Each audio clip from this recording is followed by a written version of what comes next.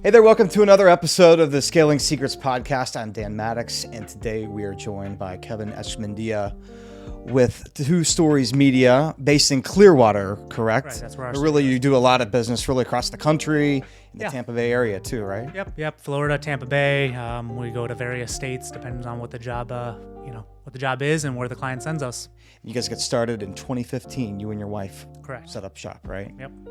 So I just kind of wanted to talk about you graduated from Florida State University. I think a lot of people, they get a degree in media production, but you've really grown this into like kind of almost a mini empire, really. You do branding, you do large scale video production. I just kind of talk about a little bit how you first wanted to get into this and knew the moment when you were like, okay, I really want to go hardcore with this. So I'll start off with, we don't do branding Okay. for clients. We are very heavy in integrating their brand Got in you. Okay. their content, Fair enough. which is, kind of an obvious statement for a video production company or just a production company in general. We do a lot of photo and video work. So that's also a little bit of a misconception, is that we only do video. Gotcha. In reality, we do a significant amount of photo collateral on top of video collateral. I'd say probably about 70% of our work is in the video world. So fair to say that we are more of a video production company than anything, Yeah. but we are just kind of all encompassing under the production company element. So we're all over the place. We've gone to something like 10 states, Virgin Islands, Bahamas, Okay, wow. for various jobs at various times. Panama, we went to Panama one time last year for a documentary. Okay. So we're all over the place, and we're going to be going to about 5 different states just in the Q1 and Q2 of this year. So I hope one day we can truly say we're a full what'd you say? We're an empire. Right. I appreciate that. I don't know if we're quite there yet, but we'll, definitely a goal of mine. Yeah. Coming with a TV news background, I always get asked, what's your favorite story you've covered? I say, what's your favorite shoot that you've been on? And is that kind of a hard question to answer? It's almost impossible to answer. Okay. So that was my experience too. I mean, we like a lot of the jobs we're on for different reasons, right? So we do a significant amount of work for the University of South Florida. So those are always fun, a lot of education component to it. You can get really creative in the education world with a lot of their commercial content. But we've also done stuff for Tampa International Airport. We did a whole parking campaign for them. And then also a comedic campaign last year. So those were really, really fun. We are in the midst of, we're actively working on 3 documentaries right now, 3 completely different topics, but they all fall under the documentary umbrella.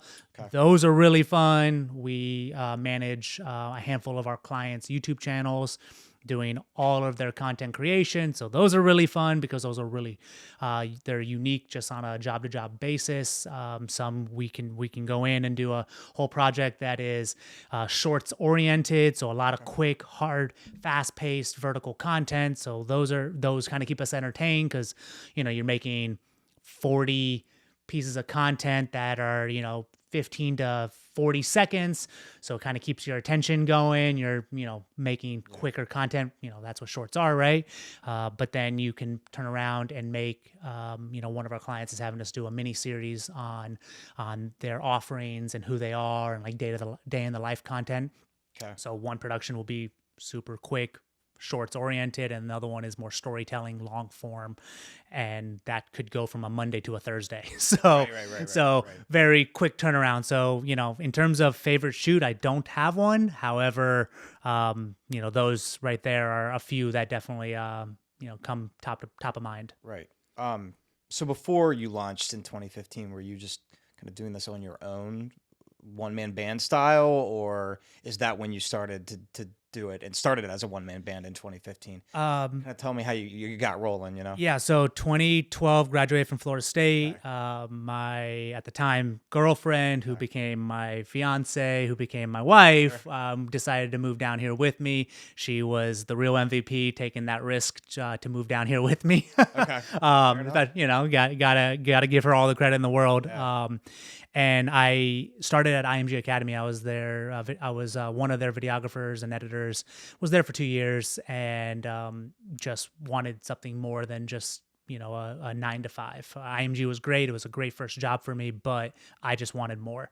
After that, kind of went into the freelance world, went into one-man band kind of jobs, and hustled in that world for a good 18 months, and just kind of one day got a job that wasn't a one-man band kind of job. It was kind of like a 2 or a 3-man. I forget what it was. So I, used my network at the time, people I had met, and I hired someone and subcontracted a buddy. And then next thing you know, I got another job that was a 2-man band sort of thing. And then after 2 or 3 of those, let's call it 3, realized that I preferred to do jobs that were not one-man band. Yeah. And Two Stories was born about, call it another 18 months after that semi-realization, and just been growing it ever since. So just came to realize I didn't want to do one-man band jobs, and I wanted to be a production company. But it took a solid 2 years to even really realize that. Yeah, kind of talk about that a little bit more. When you're starting a company and you're just kind of getting started, and you may not have the portfolio of your work, of what it is today, how do you attract clients? How do you convince clients to come on board with you and to work with you? Yeah, so by doing, that's really what it comes down to. And that's what I'll tell, other entrepreneurs or anyone who's kind of starting their own business, whether it's service-based, product-based, video-based, whatever the case may be, right? You can't get hired if you're not doing what you want to do, right? So if you want to be in sales, if you want to be in marketing, if you want to be in video, if you want to sell hats, if you want to have a marketplace, a brick and mortar, whatever the case may be, you have to be doing that. Right. So you have to be in the field in some capacity. So the example I always give is if you want to be a social media manager, right? You need to be managing a social media account. So use your network. That's really what it comes down to, is use your network. At some point, you've met someone, or you have a buddy, or your sister's boyfriend, or your mom's best friend has some sort of product or service or channel that you can manage, right? So, again, this is just in the social media example that I use often.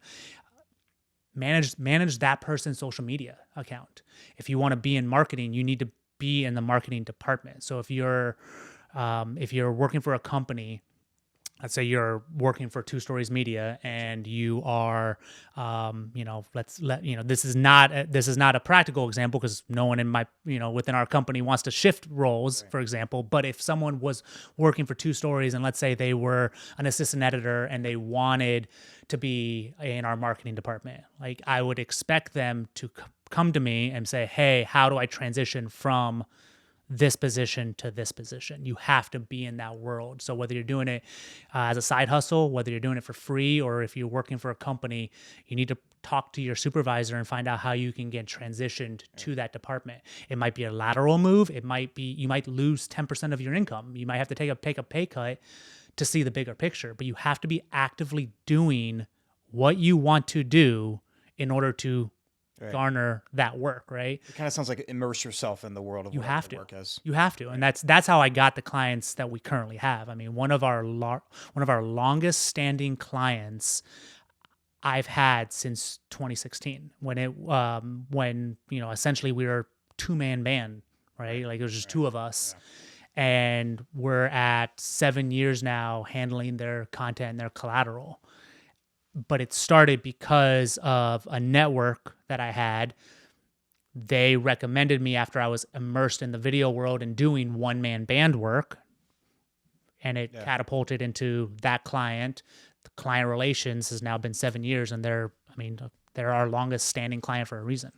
Has the way people consume content changed your business at Yes. all? Just, I'm coming, from a different world, and Yeah. for the TV news, which is the landscape has changed drastically recently. And has any of that affected you? Yeah, of course. I mean, we have to pivot. I mean, so one thing from, let's talk 2022, the amount of content we were putting out was maybe 10%, if that. I don't have the exact metric for 2022 because I wasn't tracking it at that point. But let's say at most it was 10% of our content in 2022 was vertical, right? Right. Well, I can tell you right now that 30% of our output in 2023 was vertical content. Wow. So Yeah. a very low, maybe even single digits for 2022, 8%, 6%, 10%, at most 10% was vertical content in 2022. At the end of 2022, when we had our big team meeting, we were realizing that that was one of our bottom three analytical measurements that we were And for doing. people who may not understand, explain vertical content. Shorts, anything that is vertical in nature that you'll see, whether it's shorts or reels on Instagram specifically. Something people would look on their vertical video on their phone, right? Yep. If you go, if you click into YouTube, 9 times out of 10, you're funneled immediately to your homepage, and you have that nice little tab that says Shorts, and you click that, and it's all vertical content, right? Instagram, if you're looking at stories, that's all vertical content, and then reels, of course, are all vertical content within Meta, Instagram, and Facebook specifically. Vertical content is becoming has become, it's not even, it still is, it has become a top performing video metric for companies, like how high are their impressions, how high are their views. They're making specific ads that are vertical to target their clientele to sell their product or service, right? So 2022, remarkably small number for us. We grew that in 2023. About 30% of our output was vertical content, and I would not be surprised in the slightest if we're going to be tapping 40-45% in 2024. In terms of like operating costs, the equipment that you're using it's not cheap. You know, when you're starting out, how do you scale that up and grow as a business, but also like afford the operating costs when you're just getting started out to what compared to what you have it as today? Yeah, so I would tell any video photo entrepreneur, do not buy the best camera, the top of the line right off the bat. If anything, rent. Get a. You offer that too, right? Yeah, we do. Service you offer. But rent, there's a lot of platforms out there that you can get, smaller cost items, 1-day rentals, 2-day rentals. There's all sorts of websites out there. Hit up a buddy that has a camera and throw him a few bucks. Your biggest thing is being green on a day-to-day basis. So if you're getting $1,000 job, for example, well, you need to be spending the least amount of possible to get the gear you need for that $1,000 so that you can profit the rest and turn it over job after job after job. If you drop $10,000 on a credit card, well, you're minus 10,000. Right. Sounds great. Oh, all I have to do is get 10 jobs. Well, the issue with that is you still have rent, you still have or a mortgage, you still have electric, food, gas to get you to these jobs. You're going to be further behind than if you were just to rent a camera package for, let's say, $200, and it sucks to rent right off the bat. I certainly was not a fan of it, but I did. I had to rent a camera for the first year and a half before I bought my first camera. You think a lot more people are going to be entering this space? Oh yeah, the barrier of entry is remarkably low now. How does that affect you and your bottom line and your competition? I mean, it definitely affects us, but ultimately, I don't allow it to bother us. If you're running a business, you have to be able to look further out into the future. And I know that client relations, I know how important that is. I know how important sales are, marketing, brand versus branding. These are all things that I've learned throughout the years, and it's components that, they'll learn too. But to start off, just because the barrier of entry is so low, that doesn't mean that they're gonna suck up all the jobs, right? Like they're gonna find their niche, their jobs, and we're gonna continue to grow exponentially on our side. So, Two Stories Media, 5 years from now, 10 years from now, what does the future look like with everything changing? There's a higher demand for this type of content. You were talking about vertical video. where are things going in the future? Yeah. So for 3 stories, I mean, it'd be great if I have a 3-story right. building one day. Yeah. That would be quite ironic, right? The ultimate goal 5 years from now is for us to double our clientele, for us to expand. We're a team of 5 right now. We have a 6th employee coming on the horizon. No one specifically coming on just yet, but we can see the writing on the wall that a 6th employee is in the very near future, and that's just ultimately where we're going to go. I know that with everything that we have going on, with all the different offerings that we have, with our skill set, our team evolving, we are only going to garner more attention Okay. in a good way. We're going to be able to produce more content, more quality content for our clients. Doubling our clientele in 5 years is a very large goal of mine, and I think we can do that. Got you. Number one piece of advice to wrap things up, just with people entering this space, what would you recommend? The number one key to success here.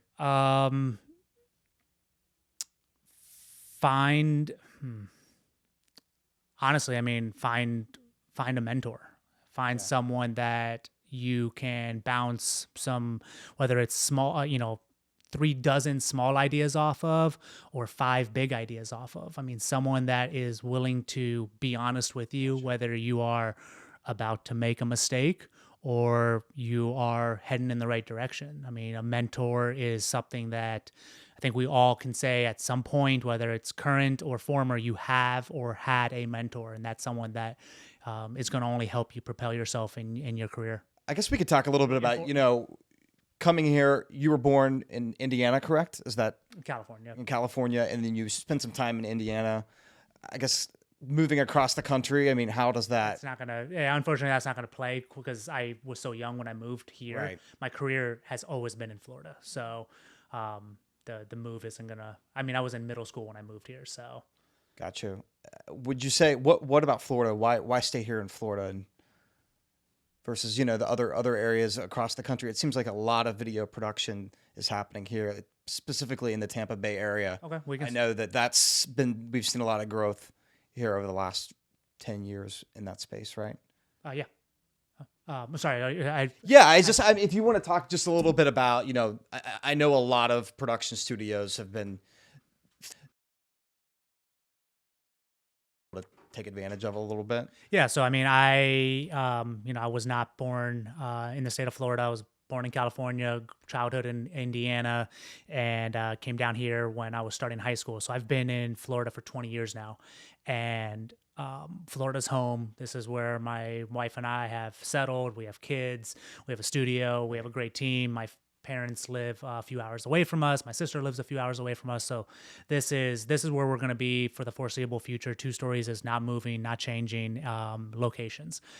The reason we stay, not only because of all those components, is because of the vast amount of work that is in this region.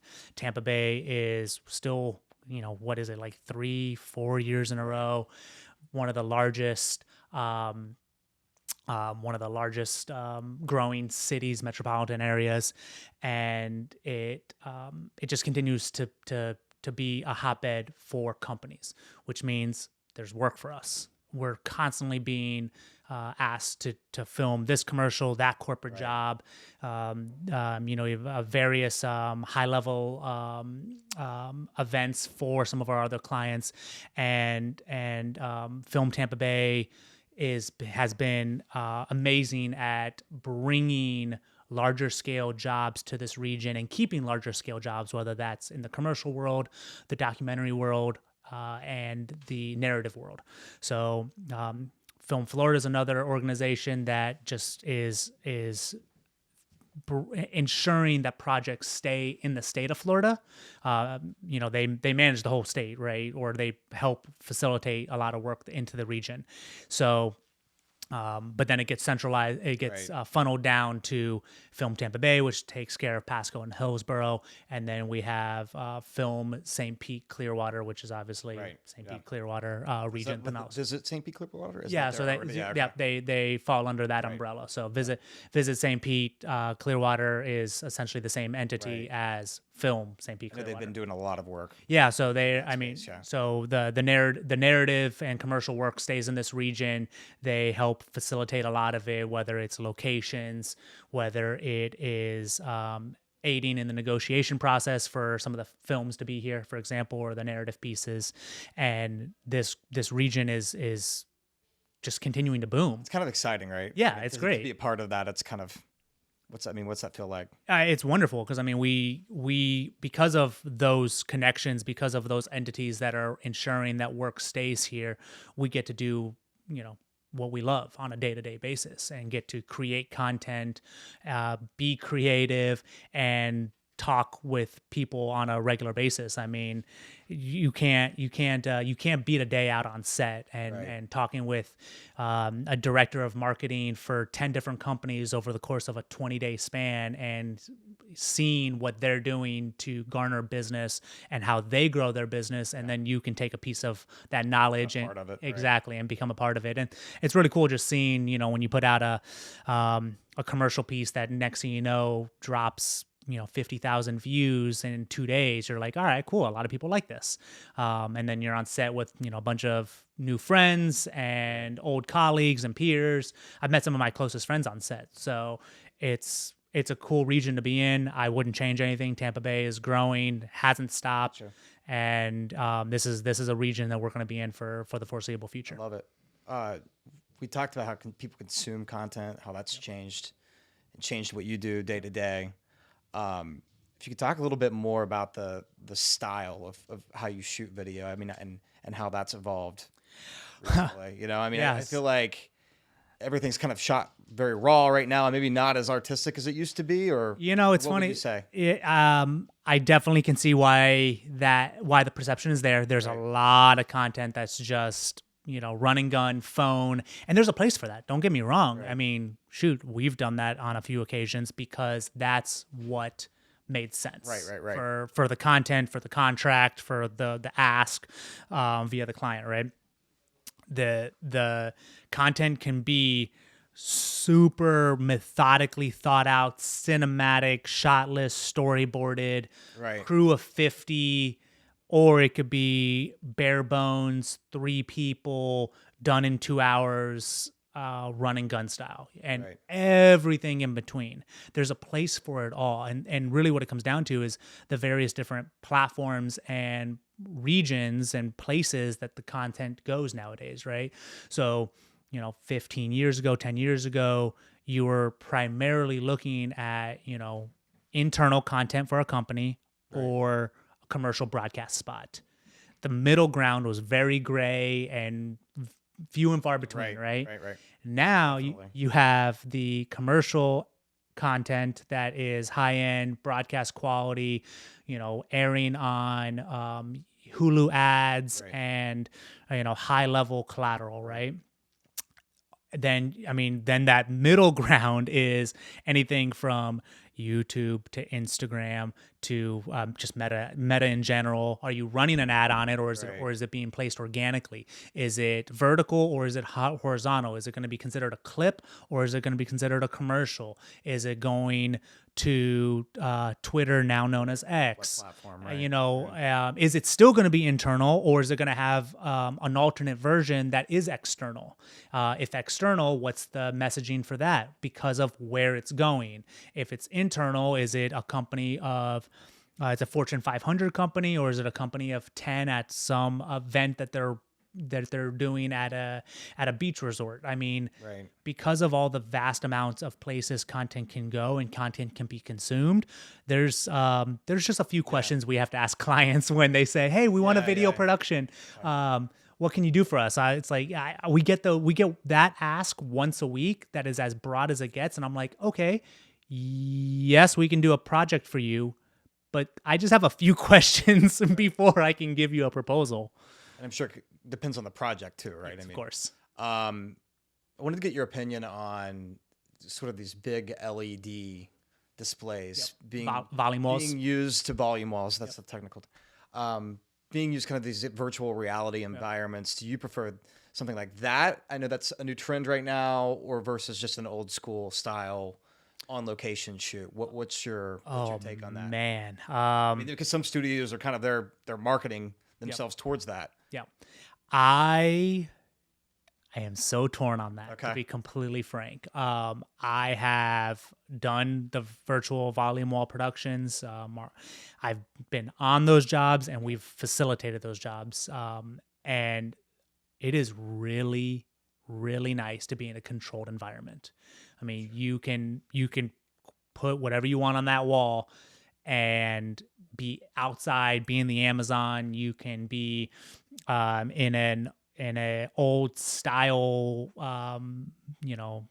mill. You can be in a cornfield that's based in Indiana, like where I grew up. When we were talking before we started recording, I was telling you at the end of my cul-de-sac where I grew up. There was cornfields where I grew up. That could be the backdrop, which you're not getting in Tampa Bay, right? So, it's really remarkably nice to be in a controlled environment with the backdrop being whatever you want, and all you need are the props for your talent, a few things in the foreground, maybe one or two things in the background before the wall, right? The unfortunate reality, though, is the cost is a lot higher than clients realize. For the volume For the volume See, wall, I thought it would be more expensive to do on location. Within reason. I mean, if you're wanting to, we'll use the cornfield example, right? If we want to do a cornfield in Indiana, Not doing that in Florida. you're not doing that in Florida. And are you going to fly everybody up there? Or are you going to fly your executives to Indiana and hire a remote crew there? The cost could be the same. It might be slightly better, slightly worse. But at the end of the day, the volume wall price is still higher than most clients come to realize. It still could be better cost or better ROI, whatever metric you want to use, but it's still not going to be a $5,000 production. Oh, you have the wall, can we just put whatever we want in the background and press record? It's not that easy. You still have to have some sort of designer to make the item or make the backdrop for the LED wall. You still need a full crew, the electric, the overhead for the studio. A lot of volume walls are in a very large space, high overhead. So that is definitely a world where the barrier of entry is not low, like we were talking about with the gear, right? You cannot just have a volume wall. You have to work yourself into that. We don't have one. It is very much on our to-do list to get one. We'll see what the next year has in store, maybe 2 years, 3 months. Couldn't tell you right now because I don't know. But it is something that we are interested in. To kind of circle back to your initial question, as of right now, I still prefer being in the field in a practical set. There's a lot of just beautiful, outstanding locations that Tampa Bay has to offer. We're a hotbed for locations. We have a lot more locations and a lot more resources than most people come to realize. I mean, you can drive from downtown Tampa to downtown St. Pete and hit 15 different looks. You can head out to Palmetto. You can go out to the Skyway, the beaches. You have the various canals, and everything in between, right? Gotcha. So there's a lot of locations that are here that, practical still works. And I mean, you look at even like Hollywood, right? A lot of films. Some of the top blockbuster movies this year were shot practically with no volume technology. On the flip side, there are some that were volume wall based and they were blockbusters as well. Right. So is that your competition? No. Okay. No. I'm just using that as a volume wall example. I mean, Hollywood, they do what they do. They make big budget movies. We're not in competition. At least, Two Stories is not in competition to that world, but the volume wall technology has its place, and I think it's here to stay. I don't think it's a fad. I think it's here to stay. I started my career when 3D cameras were becoming a thing. That was a fad. They did not last long. I remember having those conversations with, because they really started to hit when I was a senior in college. And I remember having conversations with, fellow classmates of mine, and even our professor in one or two of our conversations in class. And to this day, I can vividly remember my professor saying that he thought 3D technology was here to stay. He was gung ho about it. I didn't buy it. Some of my other classmates didn't buy it. Just didn't see it. And sure enough, 3D cameras, that What about it? I mean, you kind of called that. What do you? it's sometimes your gut tells you everything, right? Yeah. And the mechanism in which that you would have to edit 3D technology was really, really cumbersome. It was really tough to edit, and then how do you watch it, right? Even to this day, the VR technology isn't 100% there, which, you can have these big old goggles. 10 years ago, those goggles weren't, they were as big as your head to wear them. I remember getting footage from class one day, and you export the 3D clip, and it didn't even export properly. Okay. Oh, you clicked the wrong button on this, that, and another, and next thing you know, you have to re-export. And then do you see the blue and red, the mirage look? Right. Like, is it not quite there? Did you film improperly? Did you get a lens flare on the camera? The lens flare messes up the optics. It just was so cumbersome. And sure enough, that same 3D camera sat on the shelf the next year at the studio, and just was almost never being used.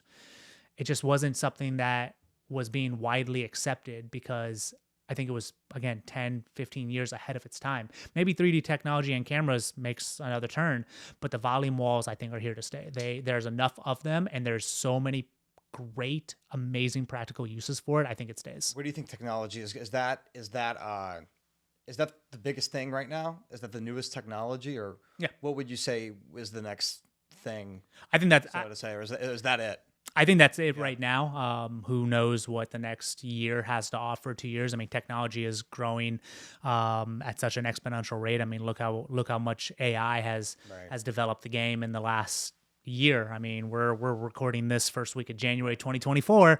And this time 1 year ago, AI technology started hitting the market, and chat blew. What's happened? Yeah, chat blew up. Chat's amazing. You can, we utilize AI on a regular basis, and are working to integrate it more into what we do on a day-to-day basis to make our life easier and understand metrics and our various analytics, posing questions to chat to just garner a different response. And I know within our company, our content marketing manager, Dylan, uses AI on a very regular basis, always pushing the envelope. Sometimes it works, sometimes it doesn't, but we have no issues being the test dummies for ourselves before we present it to the client. Yeah, that was kind of how do you see AI impacting your business model going forward in the future? I think it's only going to make things easier. And if you don't jump on the various bandwagons, at least for, a month, and just see how it works for you, then you're going to be behind, because think about how many people I know. My feed was flooded, friends, coworkers, people saying that chat was silly, this isn't gonna last. Here we are a year later, and it's, you call it now just chat, right? Like, as soon as I say chat, know what I'm talking about, right? So that's not a fad. That AI is staying with us, and if you're not able to integrate at least some component of AI into your business model and your workflow, you're going to be left behind. You have to be able to you have to be willing to at least make the attempt at progressing. Otherwise, your business is going to be left behind. As you work with, as you build towards the future, and you continue to grow, are you more selective with your clients? Are you willing to work with just anybody? How does that process play out? We'll work more. Well, within reason, we'll work with everybody. There's there's people that come to us with just an unreasonably low budget, and we can't make that work. I mean, we have our overhead, we have our employee costs, we know what we need to make on a day basis to at least break even, right? So, you know, we're in this field because we love what we do, but it's a business at the end of the day, right? You know, what you guys do here is a business. I mean, someone emails you and has an unreasonably low budget, it's stinks. They could be a really cool person, really cool We're also, business. you know, a lot of what we do is trying to find the right client with a good story. Yeah. too, you know, and that, because then everybody's successful, right? Yeah. So yeah, I mean, it definitely plays out like that. Yeah. So for us, I mean, our tagline is, we're brand and story meet, right? So if you have a worthwhile brand and a story to tell, you've already caught our attention. Right off the bat, that's a great starting point for us. After that, we have to ensure that our values align.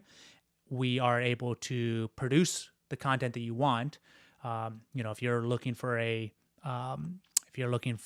large scale feature film, for example, that's not us. We work within the advertising marketing world. That's the world that we live in, and we love it. You know, the commercial marketing advertising world. We are not a film company in the sense that, you know, we're not making a movie, right? That's just not what our business model is. But if you are a business, a corporation, an entity that wants to make a commercial, do all sorts of content for internal, external purposes, make some sort of campaign, advertise a product or a service, that is something that is immediately going to catch our attention. And that's the clientele that we're going after. How important is story? I mean, it seems like storytelling is kind of at the core Yes. of the model of who you're looking to work with. Yep. From what you were saying there. Yeah. Storytelling. I mean, if you don't have a captivating story, then you're probably suffering to begin with. I mean, you know, every business has a cool story, right? Every successful business, whether small, medium, or large, right? So, you know, there's a wide array of success stories and different plateaus of what success can look like for you or your company. Recently, I don't know if you saw, but there was an article that circulated in the last few weeks about Stanley, the cup. Oh yeah, company. yeah. So, Okay. They redeveloped their Was brand. this the fire? What's the article? Actually, so- I want to make sure. Yeah, so they and I don't remember the metrics 100%. I imagine I'm pretty close. Something like 2017, they were valued at it might have been 2013. They were valued at like a $35 million company on the open market. Massive success, right? Sure. I mean, if your evaluation's a $35 million company, you're you know, Yeah. you have some perks in life. You're doing well. Their whole business model was centered around blue collar workers, construction workers kind of style. They had like I remember my grandpa. He had one. That's what they were He targeting. would go hunting in West Virginia. That's what they were targeting. Stanley Cup. Yep. That's what they were targeting. That's all and they were doing wildly successful. Not right? anymore. Not anymore. So like 2014 hits, a mom writes up an article saying that this is the best mug that she's ever had. She's chasing around her 2 or 3 kids. It was like a mom blog. Right. It blows up. Sales increase. CEO says, oh, let's put out another like 2 or 3 colors. Because at the time they only had like white, black, and gray. And green. Was it? Yeah. There was a dark green one that I remember. So that's probably what it was. It was like white. I don't even think it was white. I think it was actually silver, black, and green. That's what it was. Yep. They added like white, call it red, and purple. Okay. That blows up. Right. As of last year, Is that one right there? yes. I love it. As of last year, they are like 130. Now they're like $135 million company. Okay. Which to go from 35 to 135 or 175, whatever they are now, that's incredible. Absolutely remarkable. They leaned into that slight market adjustment and leaned into their new story. So now, at the time, they had like 3 colors, 2 sizes. Okay. Now it's something like, go to their website and tell me how many colors and sizes and various combinations and accessories that they have. They didn't have even accessories at the time. It was a lid. Right. That was their accessory. It's like, we will close the liquid on top for you. That was their accessory. It was the screw cap. It was, and that also could be used as the cup. Yes. Yeah. And now it's 15, 20, 30 different sizes, variations. If it's in this cup holder, it can go in a bike. It can go here. The non-spillable, the rounded bottom, whatever the combinations Handle are. is what I'm thinking of. That's the which I think is boating days. which I think is still one of their best components, is that massive handle that you can't let go of that thing. But they made they leaned into their new story with the colors. They leaned into it. Yes. Being the key. Yeah. I mean, that's How many companies, how many products probably miss out on a market opportunity because they don't want to make a change? You have to be willing to make a change in your business to grow. Otherwise, you're stagnate and you're going backwards, and you're going to probably fall apart and be closing your doors in 5 years. So instead of... Do you see what's the change in your industry right now? Leaning into vertical content. I wholeheartedly, sincerely do not want our company to be only vertical content. Heck, I don't even want our company to be 1-to-1 ratio horizontal to vertical content. But if we make a change from last year being 30% to this year being 40% of our output being vertical content, I'm okay with that. Because when we look back at 2022, vertical content was barely 10%, some remarkably small number. It was a bottom 3 moneymaker for us, bottom 3. But we were able to look at what our 3 bottom moneymakers were, and we analyzed why they were our bottom 3. Was it a fluke? Was it a happy accident? Was it a one-off gig that just so happened to pay a good amount? Right. Well, that was a bottom 3 for us. That's no longer a bottom 3. So we're able to increase our month-to-month output and our year output because we leaned into a bottom 3 metric to grow our business. So we've talked a lot about like production, but you do a lot more. Your business is much more than just video production. Can you talk about some of the other services that you offer? Yeah, so we are photo, video based. We have a rental side for equipment. We have various camera packages, lens packages, lighting, G&E, 1.5 ton, which if you're in the industry, you know how valuable that can be on set. So we have a whole rental component of our business along with the photo video side.